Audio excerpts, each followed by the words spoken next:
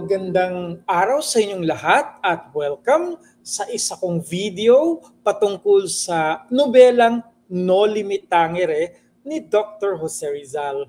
Ako si Attorney Robert John Donesa. Ako po ay isang guro sa kasaysayan ng Pilipinas at sa buhay mga gawa ni Dr. Jose Rizal. Ang atin pong topic sa araw na ito ay ang No Limit Tangere, isa sa pinakakilala niyang mga aklat sa buong Pilipinas at maging sa buong mundo.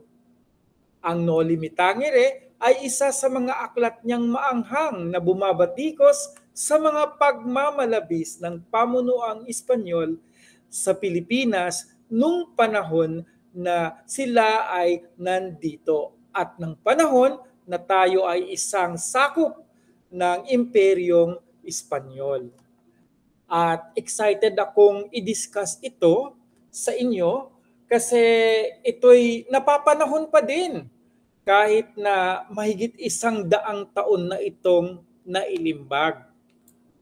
Ang No Limit Tangere ay isang nobela ni Dr. Jose Rizal na inilimbag noong 1887.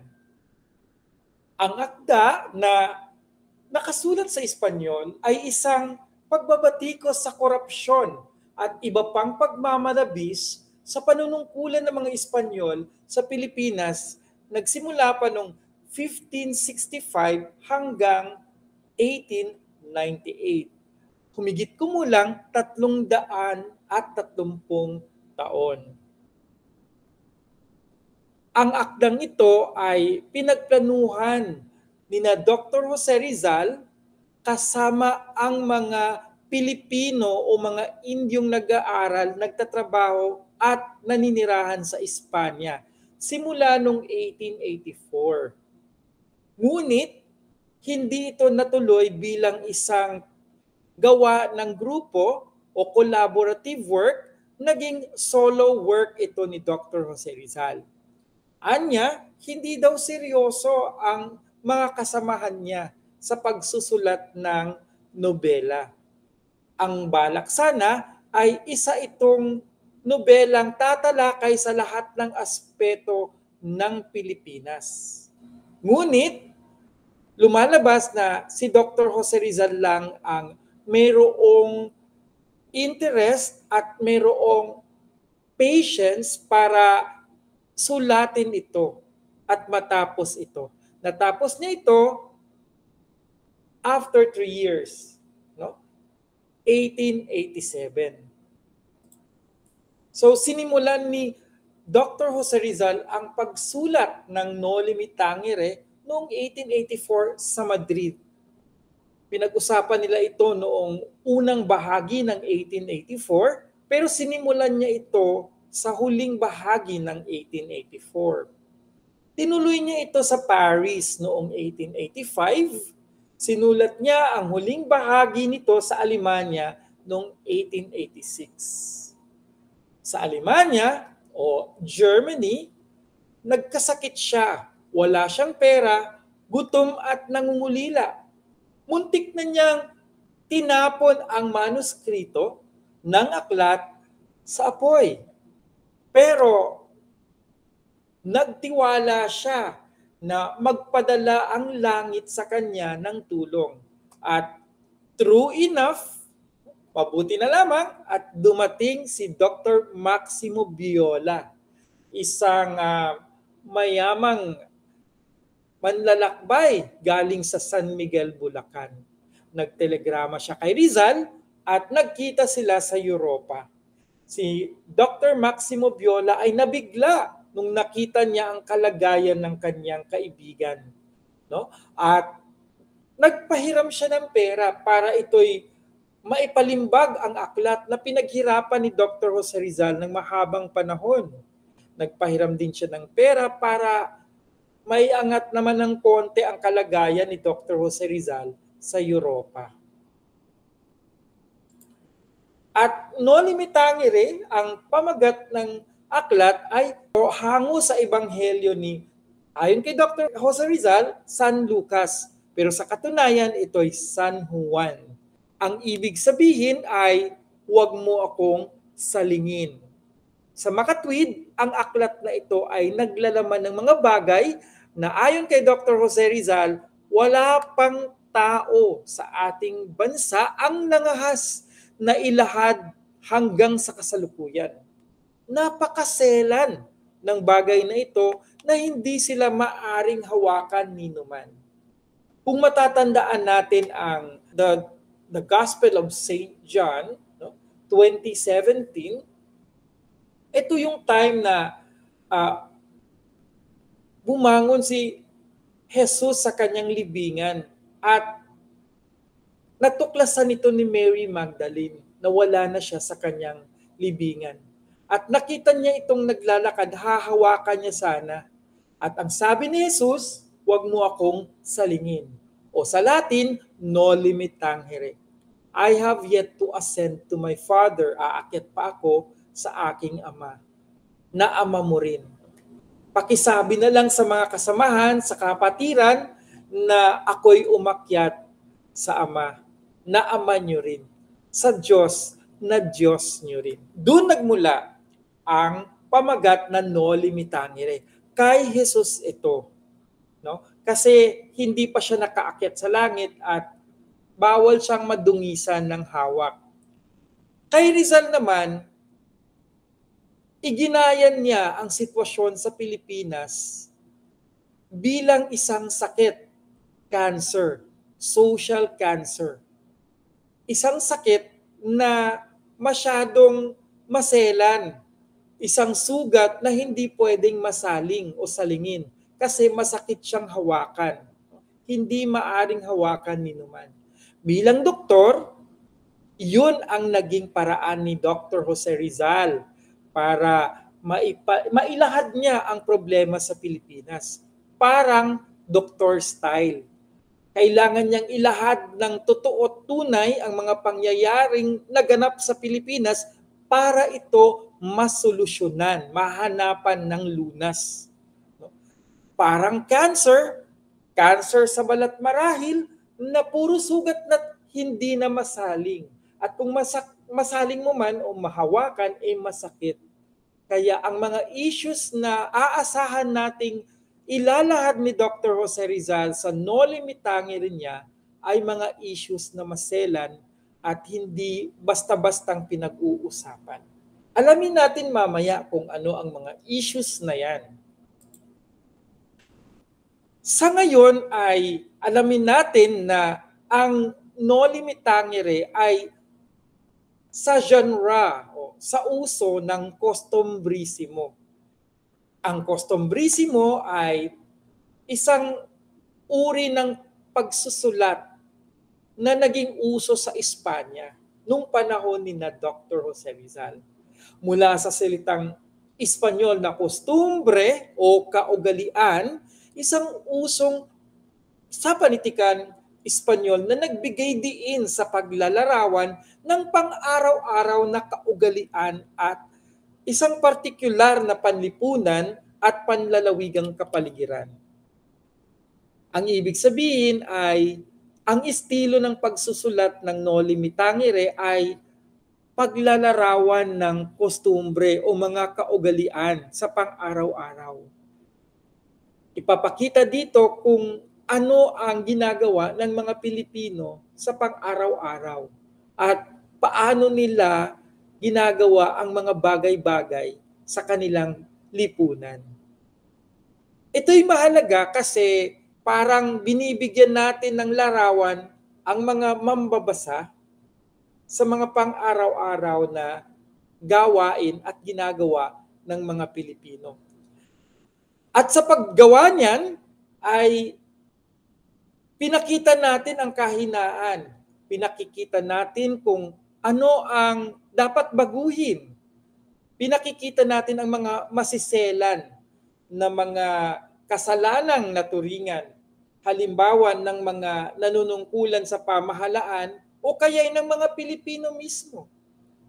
Nilalahad natin upang mabigyan ng lunas. Ang ganda ng costumbrismo.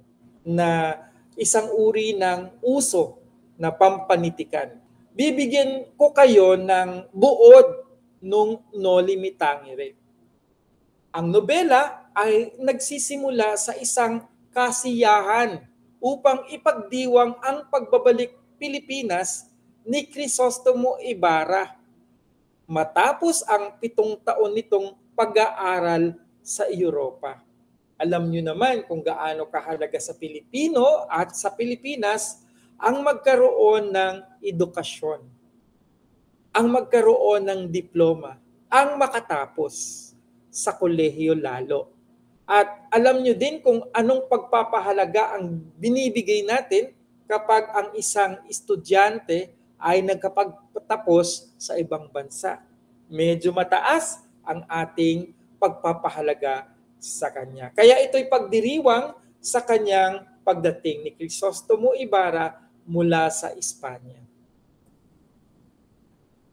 Sa hapunang inihanda ni Kapitan Tiago, si Crisostomo Ibarra ay makalawang hamakin ni Padre Damaso, isang prailing Pransiskano na naging kura ng San Diego. Ngunit nagpaumanhin ang binata at mahinahong nagpaalam matapos magdahilan na siya'y may mahalagang bagay na asikasuhin. Mainit ang dugo ni Padre Damaso sa binata. Lalo't alam niya na ito'y nakatokang ipakasal sa anak ni Kapitan Tiago na si Maria Clara. Lagi niyang pinapasaringan at lagi niyang kinikriticize ang pag-aaral nito sa ibang bansa. Si Juan Crisostomo Ibarra ay binatang Pilipino na nag-aral sa Europa. Ang kanyang ama ay si Don Rafael ay kamamatay lamang 1 taon bago siya nakabalik sa Pilipinas. Nalaman ni Crisostomo na ang kanyang ama ay namatay sa kulungan, na hindi niya alam habang nasa Europa siya dahil hindi ito pinapaalam sa kanya, alinsunod na rin sa kagustuhan ng kanyang ama. Si Crisostomo Ibarra ay katipan ni Maria Clara, ang kahali-hali ng binibini.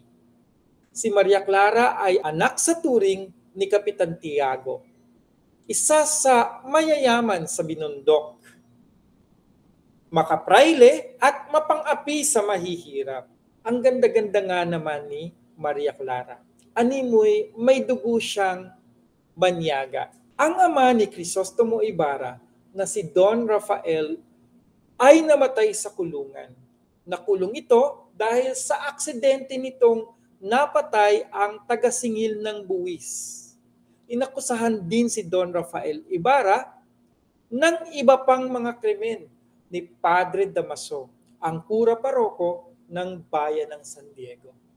Si Don Rafael Ibarra, ama ni Crisostomo, ay pinakamayamang asyendero ng San Diego. Tinulungan niya ang batang nagkaaway sa taga-singil o kubrador ng buwis ng mga sasakyan. At akmang magkaroon sila ng away, maliit yung bata, ito'y kanyang sinugod para pigilan. Ngunit natulak niya ito at nabagok sa bato ang ulo ng kubrador at namatay ito ng hindi sinasadya. Ginamit itong aksidenteng ito ng mga lihim niyang kaaway. Pinagtulong-tulungan siya hanggang sa makulong siya. At dahil hindi siya nagsisimba, ginamit na din ang sitwasyong ito ni Padre Damaso na matagal nang may galit sa kanya na tawagin siyang erehe at pilibostero. Bagay na mas lalo niyang ikinadidiin sa kanyang kaso. Kinabukasan ng hapunang idinaos sa bahay ni Kapitan Tiago ay dumalaw si Crisostomo kay Maria Clara. Sa pag-uulayaw nila ay sinariwa ang dalisay na pagmamahalang umusbong simula pa ng kanilang kamusmusan. Binasa ni Maria Clara ang sulat sa kanya ni Crisostomo bago ito maglakbay sa Europa. lumalabas na may laman ito patungkol sa sitwasyon sa ating bansa at ang dahilan kung bakit siya nag-aral sa Europa. Kasi sa dulo ng nobela ay nagamit ito bilang ebidensya laban kay Crisostomo Ibarra at dahilan ng kanyang pagkakulong. Matapos mabalitaan ni Crisostomo na ang kura ay nakikialam sa pagtuturo sa paaralan, lalong-lalo na sa pagtuturo ng wikang Espanyol, dinidiscourage ito ng mga praile at sa paggamit ng makabagong paraan ng pagtuturo ay dinidiscourage din ng praile. At dahil wala ding mga pasilidad, walang mga gusaling magaganda para sa maayos na pagtuturo sa Pilipinas at sa San Diego, nagpatayo siya sa sarili niyang Google o sarili niyang pera ng isang malaki at makabagong paaralan na kauri ng mga gusali ng paaralan sa Alemanya. Ito'y talagang pangarap din ng kanyang ama na si Don Rafael. So sa halip na magmukmok siya sa kamatayan ng kanyang ama, eto na lang ang kanyang ginawa. Nagpatayo siya ng paaralan alinsunod sa pangarap ng kanyang ama. Sa pagbabasbas, sa paglalagay ng unang batong panulukan ng bahay-paaralang ito ay talagang mapapatay si Crisostomo Ibarra kung hindi siya nailigtas ni Elias. Sa pagkakalagpak ng batong panulukan, habang ito'y inihuhugos ay hindi nasawi si Crisostomo Ibarra kundi ang taong nasuhulan ng mga kaaway na lihim ng binata. Nagdadasal noon si Crisostomo Ibarra nung nilapitan siya ni Elias at binigyan siya ng babala na mag-ingat sa paglalagay ng unang batong panulukan. Kasi yung ginawang derrick ay hindi maayos at ito'y babagsak sa kanya. At yun ang nangyari. Bumagsak yung derrick at ang bato'y dire-diretso sa kanya. Buti na lang at naitulak siyang mabilisan ni Elias at ang napatay ay yung taong nasuhulan, no, sa halip na siya. Yung taong nasuhulan ng mga lihim na kaaway. Sa bangketeng inihandog ni Crisostomo pagkatapos ng nasabing pagbabasbas, ay labis na namang hinamak ni Padre Damaso ang alaala ng kanyang ama na si Don Rafael. Ito'y di na natiis ni Crisostomo. Nagkulimlim ang kanyang paningin at sinunggaban ang pare. Muntik na nitong matarak ng kutsilyo si Padre Damaso kung hindi lamang naawat ni Maria Clara. Ang malambot na kamay ni Maria Clara ang nagpalambot sa puso ni Crisostomo Ibarra. Muntik na niyang mapatay si Padre Damaso. Pasaring niya kasi nung misa pa lang kanina bago ang pagluluklok ng unang panulukang bato na ang mga kabataang yan makarinig lamang ng mga bagong ideya mula sa ibang bansa ay babalik dito parang sino ng magbigay ng kung ano-anong mga ideya sa ibang tao dito. At nung kumakain na sila sa bangkete ay nagpasaring ulit at nitong panahong ito ay ang pinasaringan na ang alaala ng ama ni Crisostomo. At ito'y labis na kinagalit ni Crisostomo Ibarra. Walang gumagawa ng ganun nung panahon ng mga Espanyol. Mataas ang respeto natin sa mga pare. No? Yan ay malaking kalapastanganan. Kaya naman nagbunga ito ng dalawang resulta. Una, na-exkomunikado itong si Crisostomo Ibarra. Sa makatwid, itinakwil na siya sa simbahang Katolika. Pangalawa, inurong na ni Kapitan Tiago ang pagpapakasal nila ni Maria Clara. Dahil sa ginawang pagbubuhat kamay kay Padre Damaso, si Crisostomo ay tiniwalag sa simbahang Katoliko ng Arsobispo. Sinamantala ito ni Padre Damaso upang iutos kay Kapitan Tiago na sirain na ang kasunduan ng pagpapakasal ni Crisostomo at Maria Clara. Ang ipinasya ng pari na maging katipan ng binibini ay isang binatang Kastilang si Linares, si Don Alfonso Linares de Espandanya. Ito'y isang binatang walang pera sa Espanya, naghahanap dito ng mapapangasawang mga mayayaman para yumaman na din. Oportunista kung baga. Gawa ng malabis na pagkasindak sa pagbagsak ng batong panulukan, nooy halos natiyak na si Crisostomo ay madaganan at mamatay. Natakot itong si Maria Clara at nagkasakit siya at naglubha.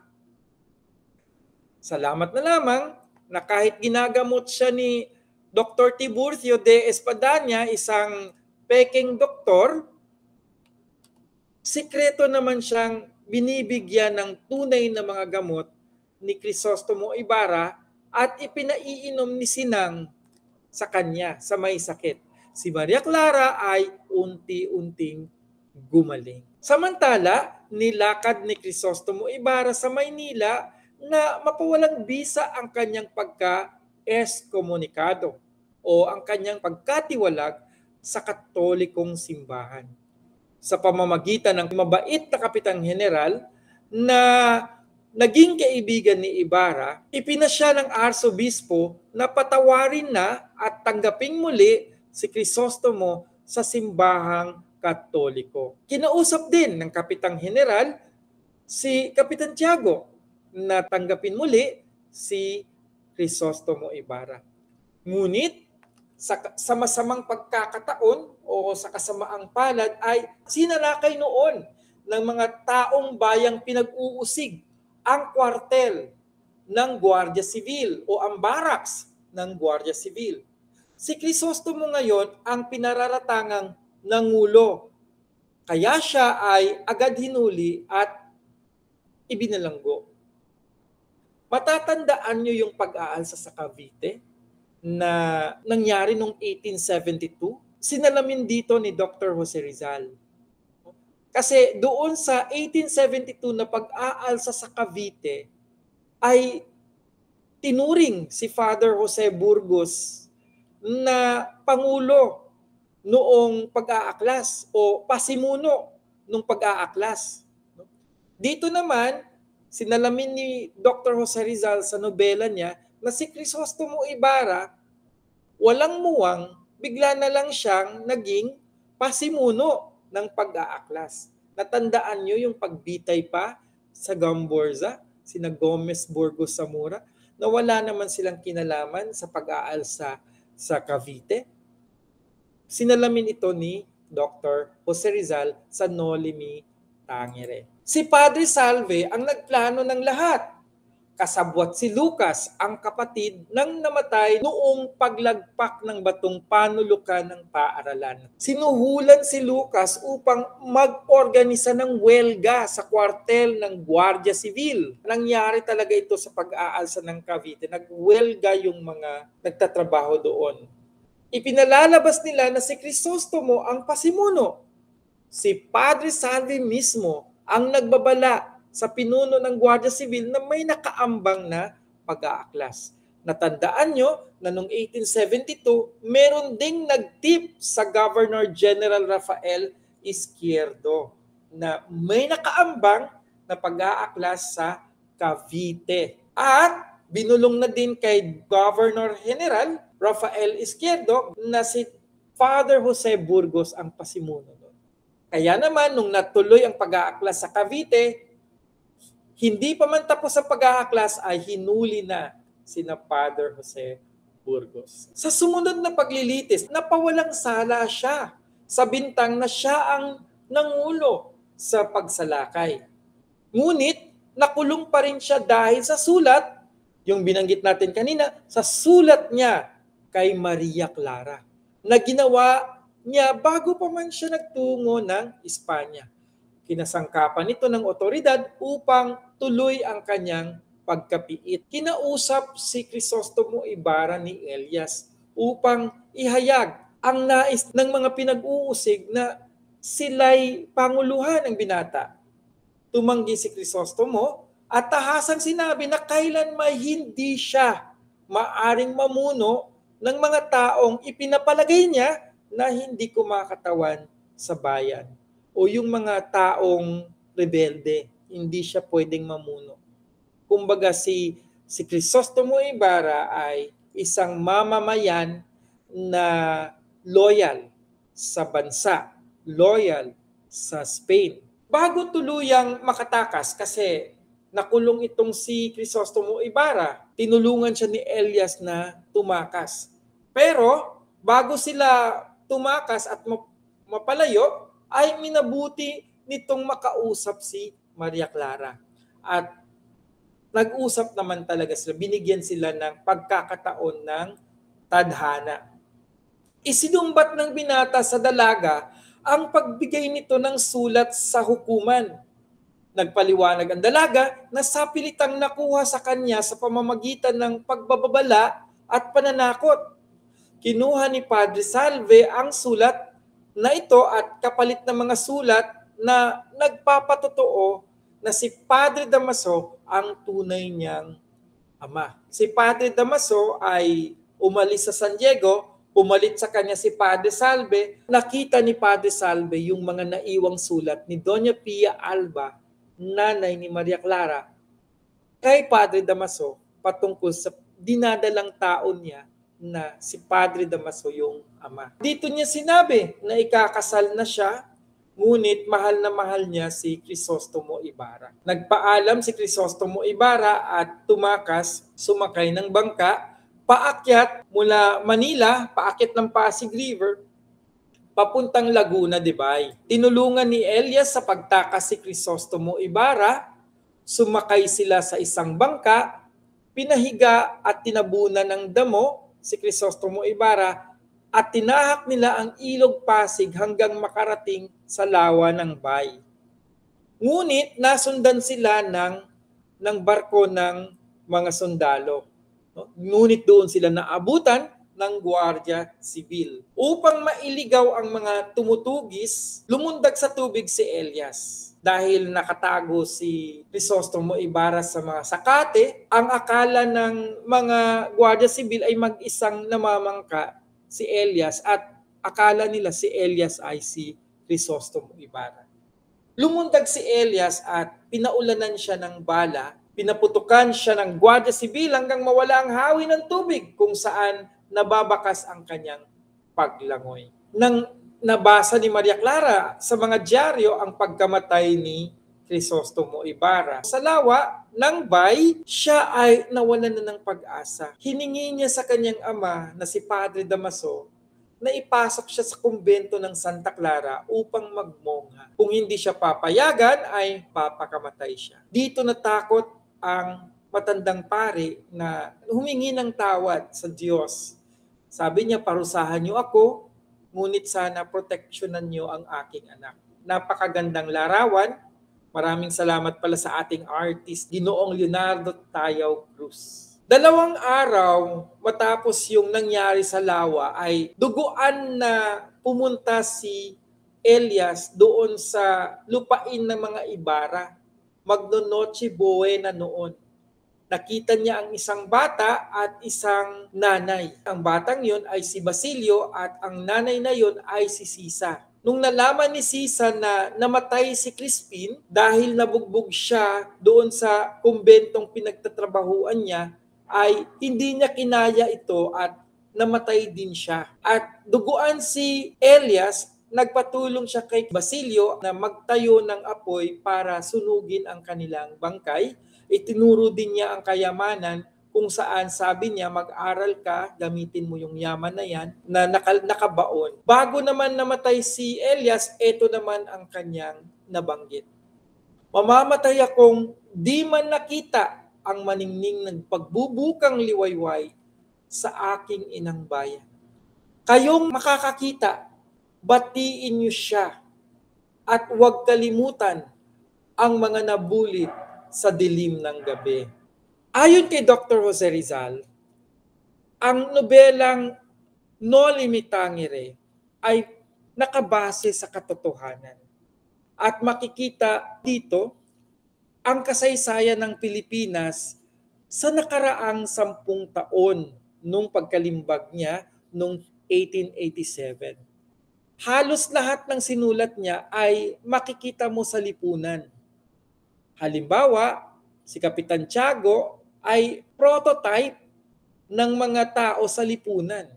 Halimbawa, si Doña Victorina, yung Indio, katutubo, pero galit siya sa kapwa niya katutubo. Nagbibihis siya ng Espanyol, nagpakulay ng buhok, nag-asawa ng Espanyol, kahit henpek, kahit pipitsugin, nag-asawa siya para maging Espanyol lang talaga siya. At nagkokolorete siya, nagmi-makeup ng makapal. At galit sa mga Indio na parang tunay siyang Espanyola. Nangangarap maging Espanyol. Makikita yan kahit sa mga kamag-anak ni Dr. Jose Rizal. Ayon sa kanya, lahat ng mga tao sa lipunan, Custombrisimo, ay kanyang nilarawan sa Noli Me Tangere. Meron siyang kamag-anak na si Doña Agustina Medel, malayong kamag-anak. Nilarawan niya ito kay Doña Victorina de Espadaña. So, nagalit pa nga itong kamag-anak niyang si Doña Agustina Medel at bakit siya ay nabida sa Noli Me Tangere. Pinaliwanag naman sa kanya na yan ay kahit sino sa buong lipunan na may kapareho. Bato-bato sa langit, ang tamaan ay huwag magagalit. Patunay na talagang ito ay nakabase sa totoong pangyayari sa buhay ay itong si Antonio Maria Regidor. Itong si Antonio Maria Regidor ay pinatapon sa Marianas bunga ng pagkadawit din niya sa pag-aaklas ng Cavite noong 1872. Ito'y abogado, negosyante, no? At ang kanyang kayamanan ay na-forfeit lahat ng Espanyol at siya'y napatapon sa Marianas. Nung time na nagsulat siya nitong letter niya kay Dr. Jose Rizal, nasa London na siya at nabasa niya ang Noli Me Tangere. Ito ang kanyang quotation. Mahaba yung sinabi niya pero ito lang, namili lang ako ng mahalaga.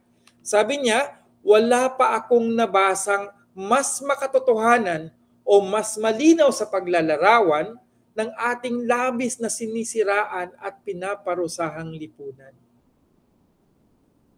Sino ang hindi nakakilala kay Padre Damaso? Nakilala ko siya. At bagamat maningning mong karakterisasyon sa iyong nobela ay suot niya ang abito ng maruming Pransiskano, laging masungit, laging malupit at kurakot, nakilala ko siya at napag-aralan sa totoong buhay sa Pilipinas. Bagamat siya'y maruming Pransiskano, ayon kay Antonio Maria Regidor, maaari din siyang Dominikano, maaari din siyang ibang mga praile. Maria Clara, sa pagpapatuloy ni Antonio Maria Regidor, sa sulat niya kay Rizal, noong ika-3 ng Mayo, 1887, ang kahanga-hangang pagsasabuhay ng dalisay na pagmamahal, paggalang sa magulang, pasasalamat at sakripisyo ay hindi na bago o hindi imposible. Mga malulungkot na biktima ng relihiyoso, kolonyal na pagnanasa at libo, sila ay mga mapagpatawad na martir kasi pinatawad naman ni Maria Clara ang kanyang ama na si Padre Damaso. May kaunting pagkakaiba-iba ay pinangalanang tulad ng iyong karakter. Minsan, Lucia ng Imos, Anita ng Binondo, Isabel ng Pagsanhan, at iba pa. Maaaring sumulat ng isang drama tungkol sa buhay ng alinman sa kanila. Ang gusto lamang sabihin ni Don Antonio Maria Regidor ay ang Maria Clara ay halos na sa buong kapuluan. Sa bawat bayan ay mayroong Maria Clara at maaari kang sumulat ng buhay, madramang buhay tungkol sa kanila, ng alinman sa kanila. Si Antonio Maria Regidor mismo, nag-resonate sa kanya ang buhay ni Crisostomo Ibarra. Si Crisostomo Ibarra ay edukado gaya niya. Si Crisostomo Ibarra ay mayaman gaya niya. Si Crisostomo Ibarra ay pinag-uusig ng pamahalaan gaya niya. No? At kailangang tumakas gaya niya. Crisostomo Ibarra, what can I say, sabi niya. No? Parang ako lang. No? Pinag-uusig. Tinanggalan ng yaman. No? Hindi makabalik sa Pilipinas. Kaya si Antonio Maria Regidor ang isa sa nagpapatotoo na ang sinulat ni Dr. Jose Rizal sa kanyang No Limit Tangere ay pawang kasaysayan lamang ng Pilipinas. At ang kanyang pakay ay para ito'y mailahad at mahanapan ng solusyon. Gaya ng sugat, kailangan ipakita, no, para masolusyonan, magamot. Sinubukan ito ni Padre Jose Burgos. At mas nauna kay Padre Jose Burgos, si Padre Pedro Pilais, hindi nila diniretso ang problema. No? Pinaligoy-ligoy nila. Walang makapagsabi na ang mga praile ay may mga asawa. Labag sa kanilang pagiging pare. Nagkikip sila ng babae sa kumbento, labag sa lahat ng kautusan ng simbahan. Nagkaroon sila ng mga anak. Gusto nang sabihin ni Padre Jose Burgos yan, pero yan ay iskandalo na masyadong maselan, hindi niya nagawa. Si Dr. Jose Rizal pa, sa No Limit Tangere, ang nakagawa. So, ano ang mga issue na kailangan masolusyonan at kaya inexpose, inilahad ni Dr. Jose Rizal? Ang una ay ang prelokrasiya. Ang pamahalaan ng Pilipinas, ang mga lokal na pamahalaan sa Pilipinas, bawat bayan, bawat probinsya, at ang buong Pilipinas mismo ay kontrolado ng mga praile. Prelokrasiya. May sabi sila kung sino ang mahahalal na mayor, sinong magiging pinuno ng bayan, may say sila. At dahil dito, animoy hindi na umuusad ang progreso ng Pilipinas. Hawak siya sa leeg ng mga praile. Ang tawag ng mga propagandista natin dyan, lalong-lalo na sina Marcelo del Pilar, si Dr. Jose Rizal, prelokrasiya. No? At gusto nilang bumalik sana sa pulpito na lang ang mga praile. Huwag nang makialam sa politika ng Pilipinas, huwag nang makialam sa mga gawaing pambayan ng Pilipinas. Balik na lang sila sa kanilang tunay na trabaho, ang pagangalaga sa kaluluwa ng mga tao at hindi yung sa pisikal at sa pamayanang aspeto ng buhay ng tao. Ang pagkakaroon ng babae at mga anak ng mga praile, inilakad na nila ito. Si Padre Jose Burgos, nauna na ipinaglalaban ito. No? Meron sana silang inilalakad na panukala na bawal nang pumasok ang mga kababaihan sa kumbento. Meron lamang na lugar kung saan pwede ang mga kababaihan. Naniniwala dati si Padre Burgos na pwede ito. No? Kasi nangyari ito sa mga Dominikano, meron lang silang lugar para sa mga bisita. Nangyari ito sa mga Hisweta. Pero sa mga parokya mismo, no, hindi nangyayari. Ang arsobispo na nag-iikot, nagmo-monitoring, ay kinukontra nila ang pag-iikot ng arsobispo. No? Kaya naging issue ito sa secularization controversy at saka yung visitation. Hindi daw sila, yung lalong-lalo na yung mga Recoleto, Agustiniano, no? Mga Dominikano, meron daw silang sariling pinuno. Hindi sila under sa arsobispo. Kinontra nila kasi may tinatago sila sa mga kumbento, may mga pamilya sila. At ito'y labag sa lahat ng kautusan ng simbahan. Bawal mag-asawa ang mga pare. Ang pagpapalibing ng mga bangkay, isa sa mga malaking issue. Natandaan nyo na nailibing na ang bangkay ni Don Rafael Ibarra, tatay ni Crisostomo Ibarra, sa Katolikong sementeryo. Ngunit dahil erehe at pilibostero siya, pinahukay ito ni Padre Damaso. Isang gabi, hinukay ito ng sepulturero at pinalilipat sa libingan ng mga incheck. No? Kaso, anong nangyari? Nabigatan ang sepulturero at lalo pat umuulan nun ay tinamad siya, itinapon na lang niya ito sa lawa. Maraming issue ang paglilibing ng bangkay. Merong isang kaso na nangyari sa Tayabas na isang pulubi ay namatay sa bangketa. At dahil pulubi ito, wala itong perang pampalibing. Merong mga concerned citizens na pinalibing ito. At dahil ayaw basbasan ng pare kasi wala ngang perang pampalibing, pulubi nga, ang sabi ng pare, kailangan dahil pulubi siya dito, kailangan magarbo ang kanyang pagpapalibing. Wala ngang pera yung pulubi, ang mga concerned citizen ay pinalibing na lang sa labas ng gate ng sementeryong Katoliko.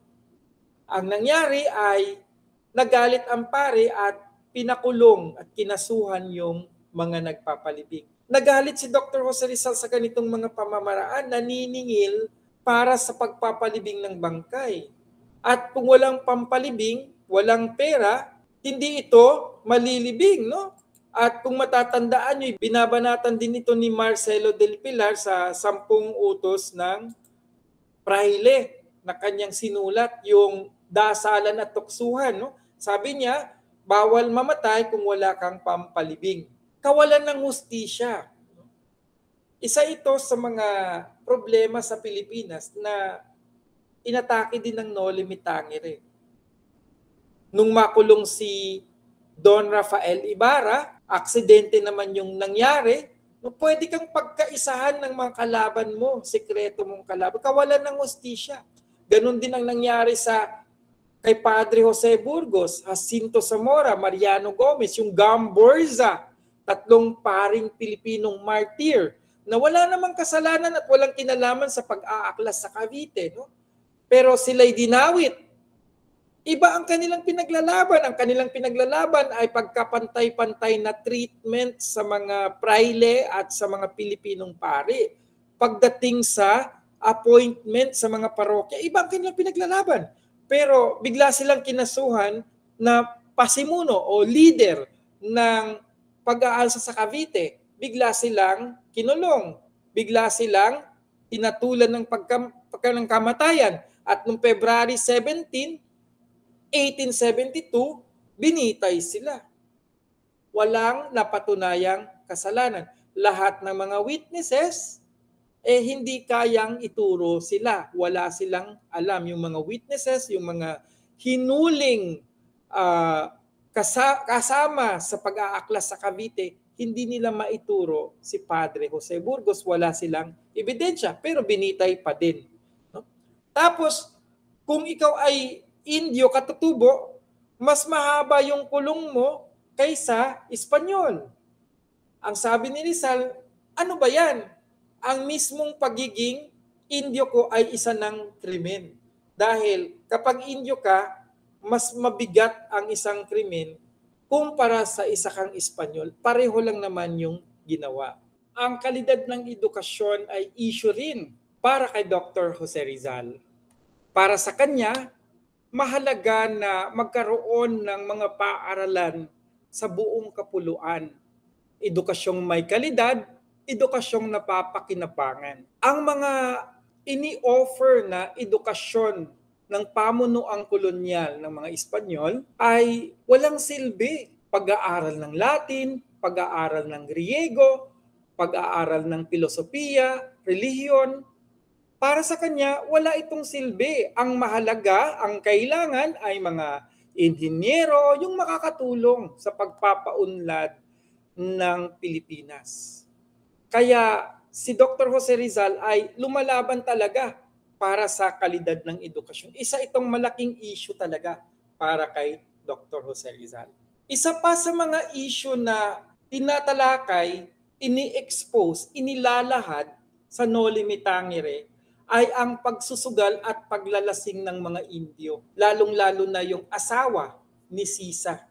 Halos nalustay ng asawa ni Sisa ang kanilang natirang yaman at naghirap itong si Sisa kasama ang kanyang mga anak, na napilitan pa siyang ipasok sa kumbento ang mga anak at magtulong-tulong doon para sa kakarampot na kita na matulungan ang kanilang nanay. Isa pa sa mga issue na talagang binabanatan ng Noli Me Tangere ay ang kolonyal na kaisipan ng mga Pilipino. At ito'y hinahalimbawa ni na Doña Victorina de Espandanya at Doña Consolacion. Kinalimutan na nila ang kanilang pagiging Indio at halos gusto na nilang maging tulad ng mga Espanyol. Nagsusuot Espanyol, nangongolorete, nag-i-Espanyol kahit hindi naman tama yung mga grammar at mga pagpipili ng mga salita. Nag-i-Espanyol na hindi naman marunong. Kolonyal na kaisipan na ikinahihiya ang ating sariling kultura. Panatisismo, yung tulad ng mga dinescribe ni Rizal doon sa mga kapatiran sa simbahan na halos sinasamban na ang mga sinasabi ng pari. Pinaniniwalaan ng buong puso't sinusunod. No? Panatiko na ang nangyayari sa ating mga kababayan. Yan ang isa sa mga binabanatan ng Noli Me Tangere. Kung anong sabihin ng pare, magbenta kayo ng ganito, ng mga ganito, bumili kayo ng kandila, piyesta ngayon, bumili kayo ng kung ano-anong mga binibenta. Magbayad kayo sa padasal, sa kaluluwa, sa purgatorio, at kung ano-anong mga negosyo na ginagawa ng simbahan. Panatiko na yung mga tao, no? Sunod na lang ng sunod. Wala nang critical thinking. Pagkalulong sa opyo, addiction sa opium. At yan ang nangyari kay Kapitan Tiago. Nasira ang kanyang buhay, nasira ang kanyang kalusugan, nawala ang kanyang mga kayamanan dahil sa pagkalulong niya sa opyo. Kawalan ng asenso at progreso sa Pilipinas ay isa rin sa mga binabanatan. Napapabayaan na ang Pilipinas, hindi na siya natutukan ng inang bayang Espanya.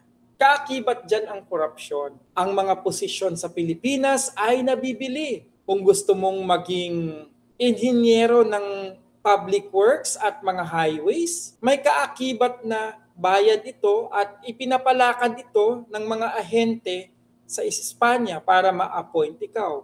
Kung gusto mong maging judge o juez de paz, justice of the peace, mayroon siyang kaakibat na pagpapalakad ng papel sa Espanya at may bayad siya. Kung gusto mong maging guro, may bayad siya. Wala nang asenso ang Pilipinas kasi lahat na lang ay may korupsyon na. Meron ng mga problema. At ang pagdami ng mga mapagsamantalang mga Espanyol sa Pilipinas, dumami ito. Simula nung lumaya ang Mexico bilang kolonya ng Espanya, nagsilipanan sa Pilipinas ang lahat ng mga bangaw, sabi nga ni Dr. Jose Rizal, at mga linta. Sabi pa ni Dr. Jose Rizal, sarcastically, pinadami ng Diyos sa kanyang sobrang pagmamahal sa Maynila. Kaya ito yung mga issue. Not fair si Dr. Jose Rizal. Binabanatan niya ang mga Espanyol, ang kahinaan ng mga Espanyol, ang problema ng mga Espanyol. Binabanatan din niya ang mga katutubo, ang mga Indio. Fair siya. No? Habang binabanatan niya ang kawalan ng hustisya ng pamunuang Espanyol, binabanatan din niya ang pagiging lasenggo, pagiging sugarol ng mga Pilipino. Paglalahad ito. Kaya sabi niya, kung hindi niyo matanggap ang katotohanan, malamang aatakihin nila yung mga argumento ko. Pero mapapatunayan ko ito. Ito ay makikita natin sa lipunan sa huling 10 taon ng kasaysayan. Dito nagtatapos ang ating pagtatalakay. Maraming salamat sa inyong pakikinig at sana may natutunan kayong mahalaga ngayong araw na ito. Maraming salamat at ingat lagi. Bye!